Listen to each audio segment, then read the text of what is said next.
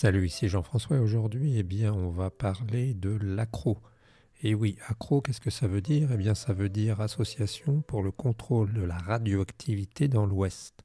C'est une association que je suis allé visiter l'autre jour, le 14 janvier 2025. Je donne les dates à 14 heures pour que, on puisse se repérer. À cette heure-là, je suis allé visiter l'ACRO et j'ai été agréablement surpris.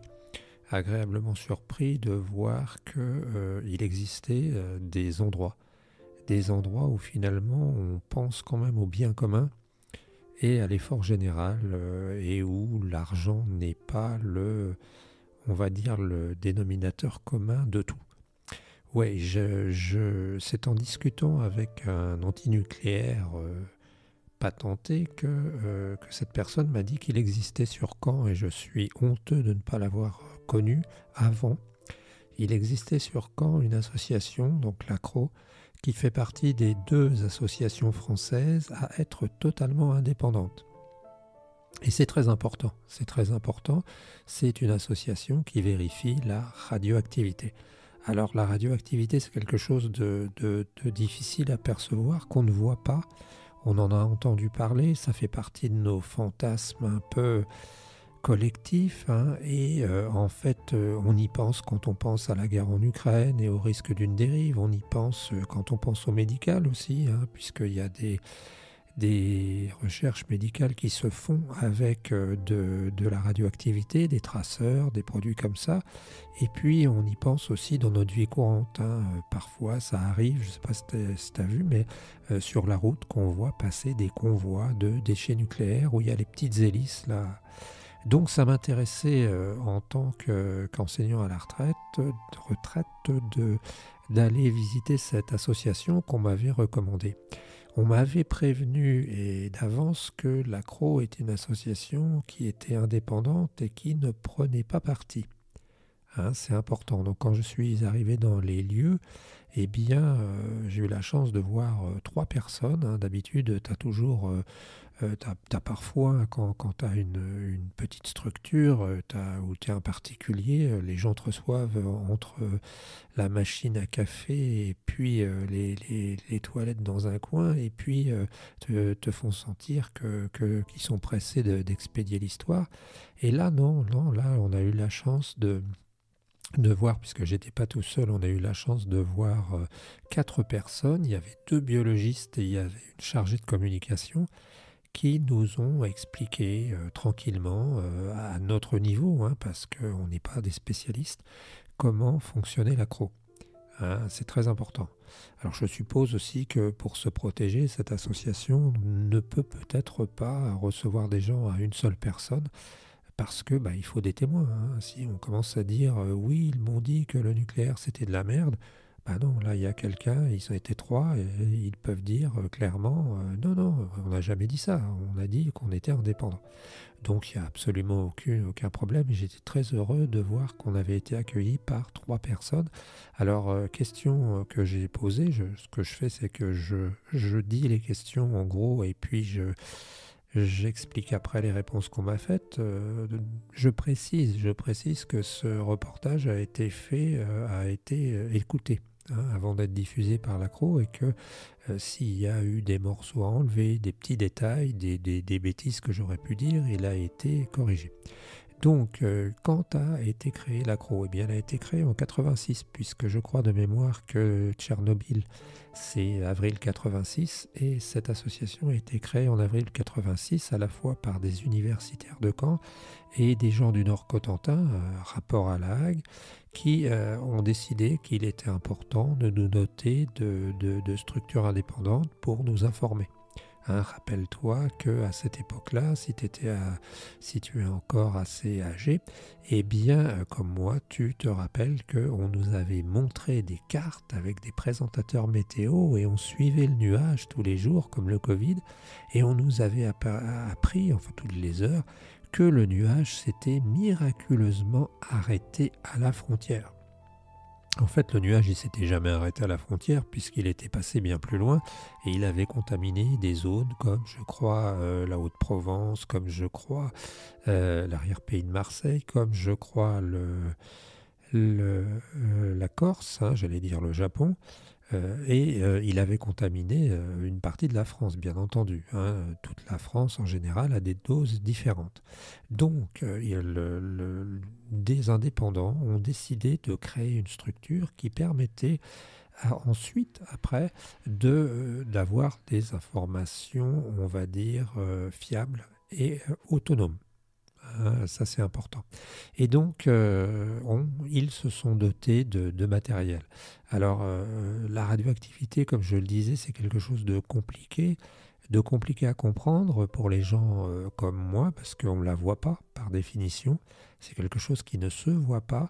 Et d'ailleurs, dans sa découverte, c'est parti de là, hein. C'est parti de là. Je crois que c'est parti d'une plaque photographique que quelqu'un avait, un scientifique, alors excuse-moi de ne pas me rappeler son nom, qu'il avait stocké dans sa bibliothèque à côté de métal ou de, je sais pas, d'un produit radioactif, et il s'était aperçu, il n'avait pas compris, parce qu'il s'était aperçu, comme d'habitude en science, eh bien, il y a des accidents qui font qu'on comprend quelque chose au bout d'un certain temps. Il s'était aperçu qu'il y avait comme de la lumière qui avait noirci sa plaque. Et en fait, il s'est aperçu, c'était une plaque de photo, il s'est aperçu qu'il y avait de ce métal, de ce minerai ou je ne sais pas quoi, de la radioactivité qui avait été émise. Alors il n'avait pas encore dit le mot radioactivité, puisque je crois qu'il a été émis par Curie, ce nom, mais en fait il avait commencé à voir qu'il y avait des particules, un peu comme la lumière, qui se déplaçaient qu'on ne voyait pas. Donc, depuis, eh bien, avec Marie Curie, etc., elle avait créé un laboratoire de rayons X, hein, pour pouvoir aller sur le front ou un peu plus loin, faire des radios aux premiers soldats, aux soldats qui étaient en 14-18 touchés. Avec Marie Curie, eh bien, on a développé la radio médicale, hein. On a développé aussi les traitements du cancer par radiothérapie, et les radiations sont quelque chose qui font partie de notre vie maintenant. Alors la première question que j'ai posée une fois qu'on en était là, on nous a dit qu'il y avait 4 permanents à l'ACRO, c'est-à-dire 4 femmes, et qui sont 2 biologistes, une dame qui est plus spécialisée par la physique, hein, qui elle est allée en Biélorussie, au Japon, et une chargée de communication qui est chargée de eh bien, faire les relations entre l'ACRO et puis le reste du monde que nous sommes. Et donc, la question que j'ai posée, la première question, c'était une question naïve. C'était la question qui consistait à savoir si la radioactivité qu'on ne voyait pas, on pouvait la comparer un peu à, je ne sais pas, une couleur rose. Et si depuis quelques décennies, eh bien, avec l'arrivée, bien entendu, de la radioactivité artificielle, qui a en gros une centaine d'années, on était de plus en plus saturé par de la radioactivité. Alors la réponse qu'on m'a faite, c'est que non. Non, on n'est pas de plus en plus saturé par la radioactivité, et ça n'est pas, entre guillemets, comme les plastiques. Il n'y a pas, je sais que je déplore régulièrement quand je me promène dans les champs par chez moi, de voir dans les champs de plus en plus sur les bords des routes de plastique. Ça devrait se calmer avec l'abandon par McDonald's et compagnie des emballages de repas non biodégradables, mais on voit tout de même des plastiques qui sont apparus progressivement. Eh bien, avec la radioactivité, bonne nouvelle, ça n'est pas le cas, c'est-à-dire qu'on n'est pas dans un milieu qui est progressivement de plus en plus saturé par la radioactivité. Bien entendu, il y a une radioactivité naturelle. On a tous entendu parler de la radioactivité des roches, hein, volcaniques principalement, du radon, des voyages en avion aussi, hein. On dit, alors je ne me rappelle pas, mais qu'un aller-retour Paris-New York, ça équivaut à 1 ou 2 radios. Voilà, donc on sait ça, et je demandais si on était baigné de plus en plus dans de la radioactivité. On m'a dit que non. On m'a dit même, et c'est surprenant, que par rapport à l'époque des centrales, des essais nucléaires, eh bien, dans les années 70-60, eh bien, on a moins de radioactivité. Toutefois, si on va creuser dans un jardin, creuser dans une lande, creuser en montagne, eh bien on peut retrouver des traces, je crois que c'est de césium de cette époque. D'où le fait qu'on a commencé à dire que l'homme avait été capable d'impacter son milieu au point de mettre sa signature dedans à très long terme, hein. Et voilà, donc c'est ce que j'ai commencé par demander, et ça m'a quand même relativement rassuré. Je précise que je n'étais pas allé là-bas pour me rassurer, mais pour essayer de comprendre. Ensuite, j'ai demandé quelles étaient les missions de l'accro. Alors les missions de l'accro sont diverses, hein, et nombreuses, on m'a dit qu'il y avait entre autres des portiques aux endroits où on allait porter les déchets, où les camions passent, et où il y a systématiquement un détecteur de radiation, et quand eh bien, ça bip, ça peut arriver que ça bip pour des raisons diverses, eh bien on fait des contrôles. On m'a appris aussi donc que l'accro a des contrats, enfin avec entre autres, je crois que c'est le Ganil, puisqu'il est nécessaire de faire un suivi. Ils ont des contrats aussi avec les gens qui font du médical, hein. Partout on utilise la radioactivité, et ils font aussi des enquêtes indépendantes, hein. Leur champ d'investigation ne se limite pas à la fois au Grand Ouest et un petit peu plus loin, mais ils vont jusqu'à des zones comme les Alpes, les centrales nucléaires. Ils font eux-mêmes leurs relevés. Ils ont parfois des gens qui relèvent de manière bénévole tous les jours, par exemple toutes les semaines, je crois, dans la Loire, l'eau pour vérifier. On m'a dit aussi que, à l'occasion de Fukushima, hein, la deuxième catastrophe qui a eu lieu de manière industrielle, eh bien, il y avait eu une recrudescence des demandes parce que justement, eh bien, les Japonais avaient besoin de données fiables, ce qui est impressionnant parce que même les Japonais apparemment n'avaient pas de laboratoire vraiment aussi indépendant où il faudrait vérifier. Donc, à l'occasion de cette discussion, bien entendu, on remercie les professionnels de s'être pliés à l'exercice qui consistait à expliquer des choses compliquées simplement, et il est possible qu'on ait parfois mal compris. Mais en général, c'était assez clair. Alors, ce qui était surprenant, c'est que globalement, je m'attendais à tomber dans un nid d'antinucléaire où on m'aurait pas fait signer une fiche de don pour sortir du nucléaire, mais presque. Et en fait, c'était pas du tout ça. C'est pas du tout ça. Tout au plus, une des dames qui était là nous a confié qu'elle était assez sceptique sur finalement la capacité du nucléaire à continuer, hein, en raison des défis qu'il y a, entre autres concernant le démantèlement des centrales et aussi le traitement des déchets. Donc ça, c'est un fait, c'est un fait qu'il faut signaler, et je pense que c'est un fait qui garantit une certaine objectivité.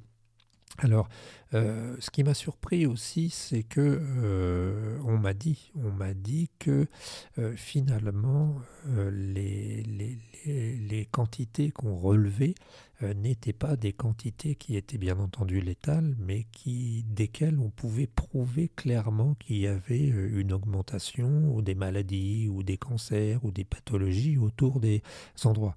Alors si tu vas, j'ai oublié de le dire parce que j'étais un peu gêné, je ne suis pas allé visiter le site de l'accro qui est très très bien fait. Tu tapes Accro Hérouville-Saint-Clair, ACRO, et tu verras, il est super bien fait. Tu vois les photos du laboratoire, tu vois des documents de vulgarisation, c'est super bien fait. Et en fait, je n'étais pas allé voir ce site, donc va le voir. Et je posais la question, je demandais, est-ce que finalement tout ce que vous mesurez, est-ce que ce sont des mesures qui font que on quantifie le nombre de cancers, le nombre de maladies qui vont arriver. Et là encore une fois, j'ai été relativement rassuré, puisqu'on m'a expliqué qu'à l'heure actuelle, il n'existait pas d'études claires et précises qui pouvait montrer une relation stricte entre, je parle en France, le nucléaire civil en France exclut les travailleurs du nucléaire, il n'existait pas de preuves rationnelles qui nous montrent que finalement les travailleurs, les gens comme toi, comme moi, étaient susceptibles d'avoir une santé affectée par le centre de La Hague ou autre chose. Alors je sais que j'ai vu, entre autres sur le site de la CRO, qu'à une époque il y avait eu des polémiques parce qu'à une époque, il y a eu autour de La Hague, immédiatement Beaumont-Hague, on s'est aperçu que le taux de cancer en fait c'était des leucémies, je ne sais pas si les leucémies sont des cancers exactement, mais le taux de leucémie à Beaumont-Hague était plus élevé. Mais on a fait des études, c'était il y a quelques dizaines d'années, et on n'a pas déterminé, en agrandissant le cercle, que la Manche, entre autres, et même la zone plus grande, était particulièrement touchée. Je te dis ça parce que, voilà, quelques années, c'est une des raisons pour lesquelles je m'intéresse à la radioactivité. Un de mes amis qui est un infirmier, non, il est pas infirmier, il est ambulancier, m'avait dit oh oui, on voit beaucoup de cancers en ce moment, surtout venant du Nord-Cotentin. Et là, j'avais été interpellé. Et c'est normal, je comprends que lui, peut-être par des phénomènes de, je sais pas, c'est des vagues, parfois il y a le nombre de cancers qui se déclarent n'est pas absolument régulier, c'est parfois des pics et puis parfois il y a des mois, eh bien il avait été impressionné. Et moi j'en étais resté à me dire, bah oui, sans doute qu'il y a plein de cancers parce que là-bas, eh bien, ils polluent comme des malades. C'était d'autant plus aussi traumatisant à une époque que quand j'étais, il y a 20 ans, 30 ans, dans le Nord-Cotentin en remplacement, j'avais eu l'occasion de rencontrer à l'aéroclub des gens qui travaillaient à La Hague et qui me disaient il n'y a pas de problème, s'il y a un problème à La Hague, on envoie tout par la grande cheminée. Donc je me disais oui, ça doit être dangereux. Donc à ce niveau-là, la radioactivité que mesure la CRO est une radioactivité très faible, d'ailleurs qu'il faut distinguer de la radioactivité naturelle. Et j'ai été relativement rassuré d'apprendre ça. Attention, ça ne veut pas dire que les bombes atomiques n'existent pas nécessairement, ça ne veut pas dire non plus qu'il n'y a pas eu de grosses catastrophes, et ça ne veut pas dire non plus, puisque je vais aller rencontrer des antinucléaires pour avoir des munitions, que l'énergie nucléaire est la solution absolument, totalement qu'il nous faut au niveau mondial et chez nous. On est quand même le premier pays nucléarisé par habitant au monde.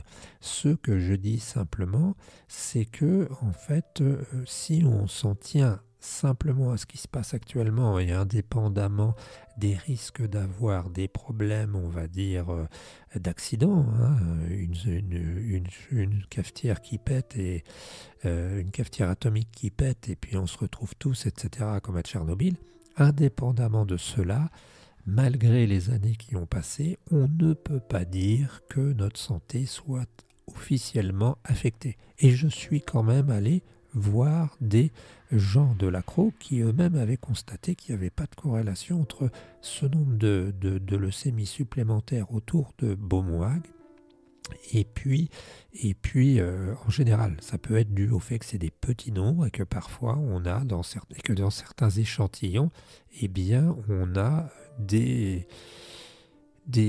parfois plus de malades ou moins de malades à des moments. Ça ne se présente pas de manière linéaire.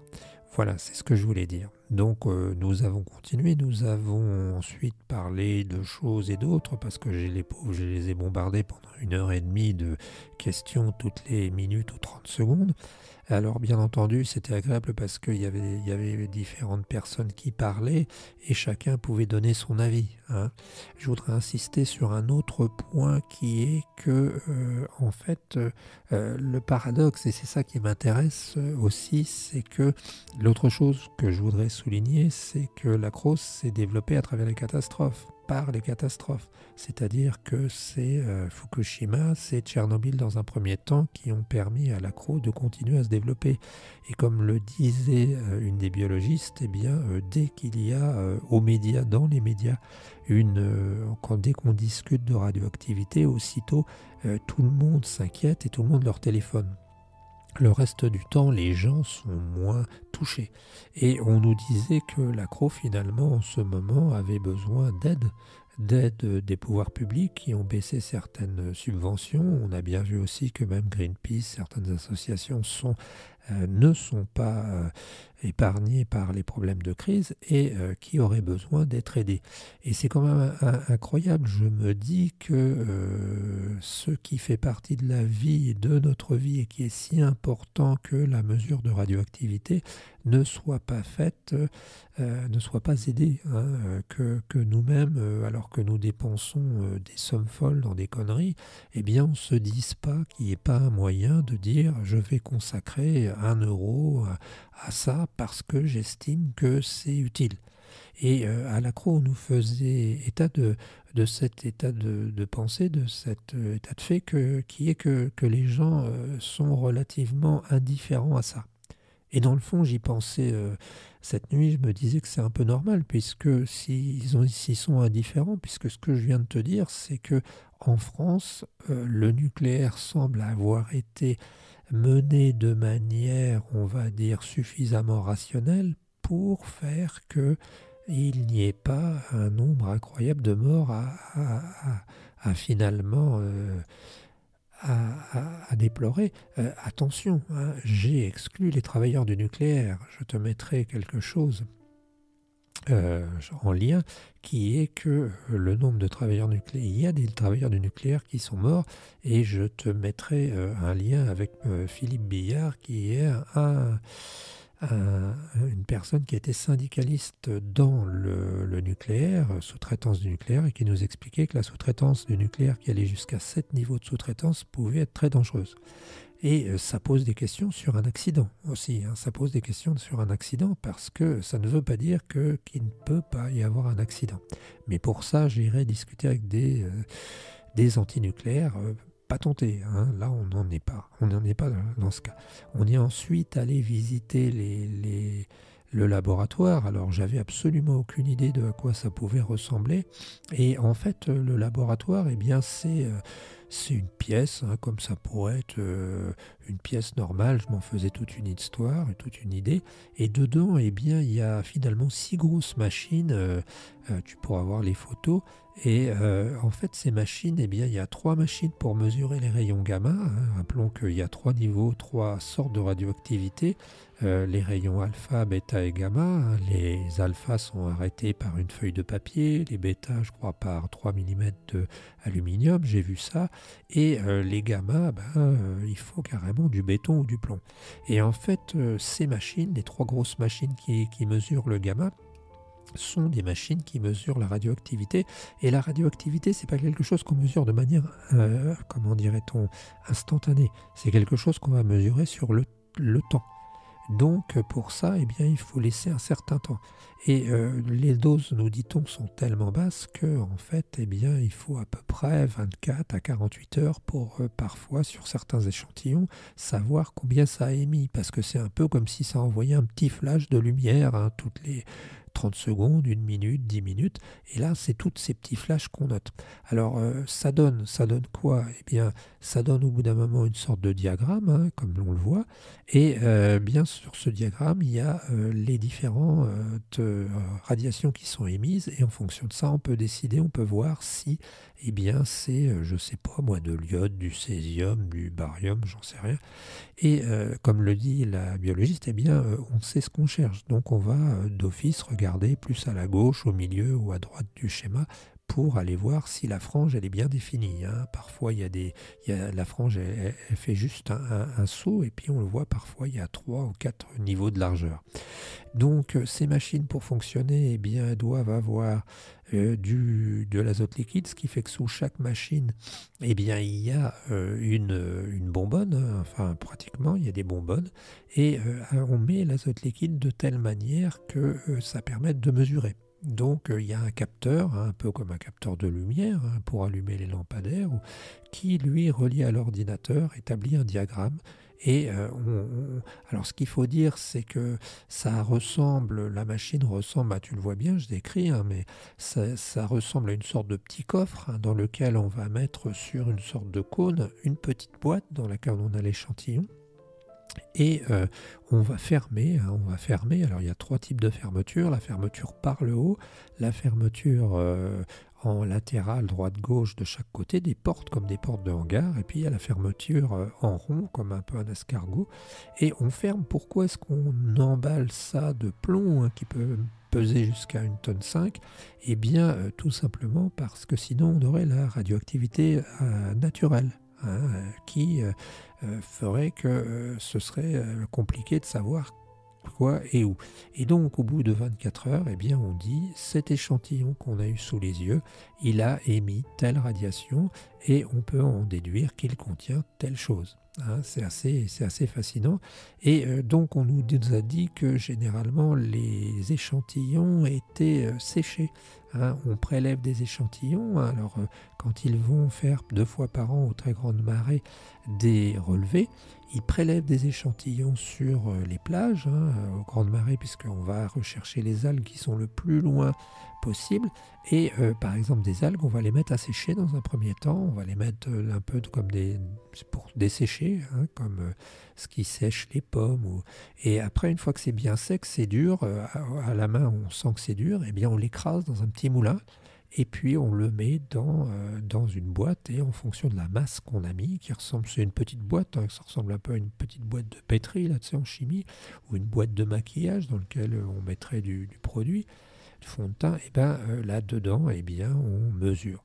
Alors il y a aussi 3 machines bêta, dont une super perfectionnée, qui va carrément chercher ces petits échantillons avec sans doute une patte, je ne sais pas trop, et qui fait les mesures toute seule.